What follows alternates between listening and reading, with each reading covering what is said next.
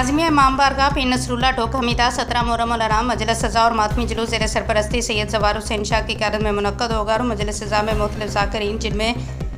सैयद अली रज़ा काजी, वसीम अब्बास, ज़ाकिर गुलाम अब्बास, इमरान अब्बास, अल्लामा शबीउल हसन काज़मी, मौलाना Mohammad Hussain Naqvi, Zakir club Abbas, Syed Saqlain Abbas, Javed Abbas, जागागा, Sagir Hussain Shah, गुलाम अब्बास जाफरी और दीगर ज़ाकिरीन फ़लसफ़ा Karbala और मसाइब बयान करेंगे। अलम गाजी अब्बास का रवायती जुलूस मातम जनी के साथ सैयद ज़वार हुसैन शाह की रिहाइशगाह से बरामद होगा, जो एक जुलूस की शक्ल में अपने मुकर्ररा रास्तों से होते हुए सैयद ज़वार हुसैन शाह की क़यादत में हमरा सैयद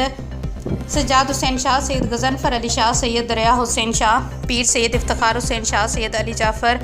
काज़मी, सैयद हुनैन शाह, सैयद बाकर अली शाह, सैयद वक़ार हुसैन शाह की क़यादत में जुलूस मातम जनी और नाख़ानी करते हुए दरबार काज़मी इमाम बारगाह इख्तिताम पज़ीर होगा, जिसमें पाकिस्तान के तमाम नामवर ज़ाकिरीन जो फ़ज़ाइल और मसाइब आले मोहम्मद बयान फरमाएंगे और शोहदाए करबला के हवाले से मरसा गोई से हाज़रीन और मोमिनीन से अपने खिताब में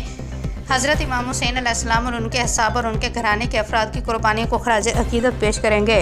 और इस मौके पर लंगर हुसैनी का वसी इंतज़ाम किया जाएगा और जगह जगह ठंडे पानी की सबीलें लगाई जाएंगी और दुआ और ज़ियारत इमाम हुसैन अलैहिस्सलाम पढ़ाई जाएगी।